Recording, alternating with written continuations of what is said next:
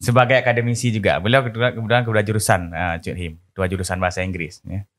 Sebagai akademisi yang juga memimpin lembaga pendidikan, bagaimana menurut Bapak seharusnya pesantren bersinergi dengan perkembangan zaman hari ini? Ini sesuai dengan ini Ustaz Ikram tentang kemajuan ke depan.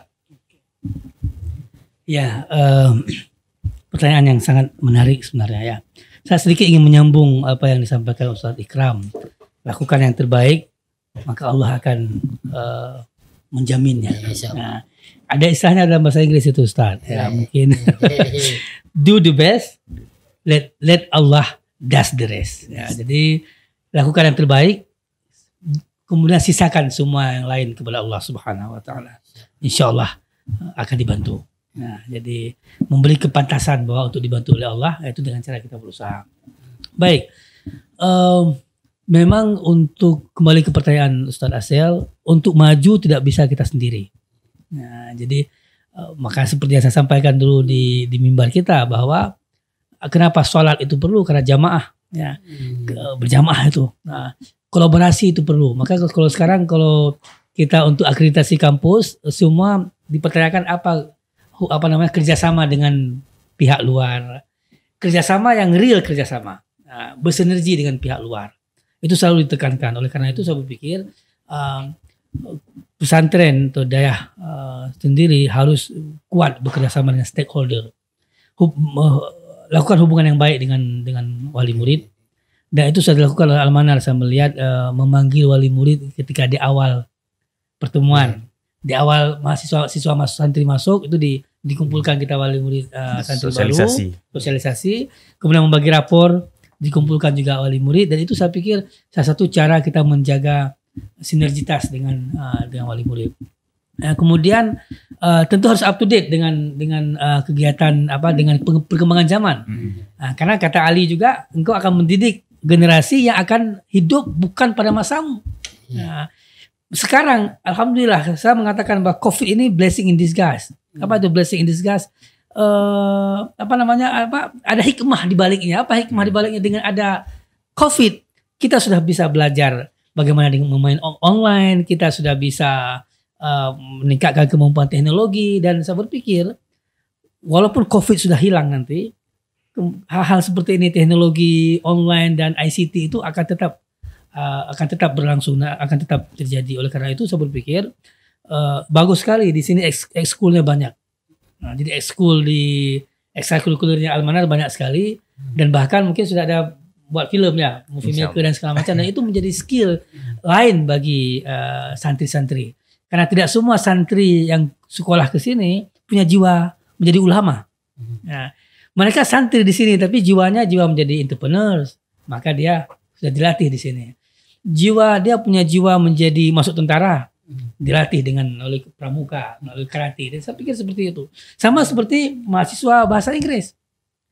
Tidak semua mahasiswa bahasa Inggris yang masuk di prodi kami punya jiwa menjadi guru bahasa Inggris, Ustaz. Punya jiwa, bahkan ada yang punya jiwa menjadi sutradara, buat film seperti Ustaz, ya, Ustaz Asya. Ada yang bahkan masuk bahasa Inggris, dia cuma ingin mengerti bahasa, tapi dia tidak kepingin jadi guru bahasa Inggris. Dia kepingin jadi pramugari, flight attendant. Ada yang menjadi secretary. Nah, oleh karena itu saya melihat bahwa apa yang dilakukan oleh Al-Manar setidaknya sudah on the track dalam hal mempersiapkan santri-santri untuk memahami multiple intelligence-nya santri.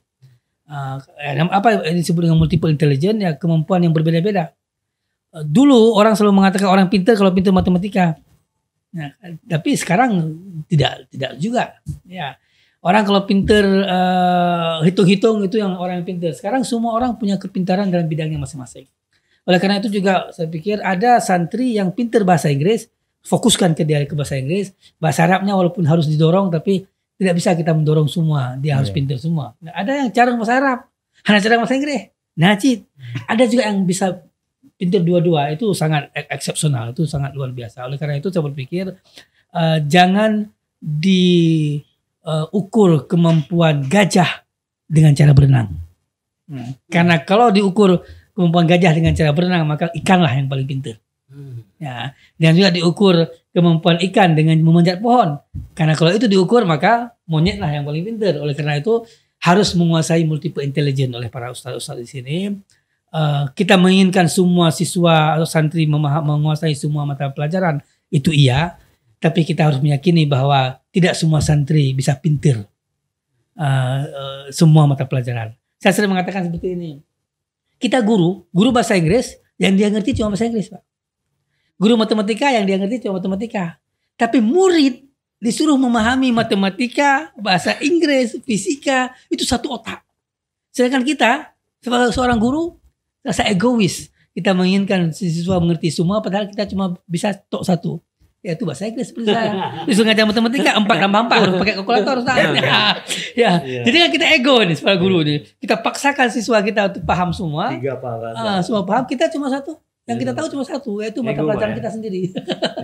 Jadi ego, hati-hati. Jadi mungkin Ustadz Ikram harus bisa kita tanamkan kepada guru-guru kita ini. Memang iya kita mengejar ekstrakurikuler bahwa siswa harus mengerti semua mata pelajaran, tapi kita harus juga sadar bahwa tidak semua siswa pintar dalam semua hal. Nah, maka ada teori multiple intelligence tadi. Nah, ini saya pikir itu saja. Saya nggak tahu apakah menjawab pertanyaan Ustaz atau tidak. Sudah terjawab.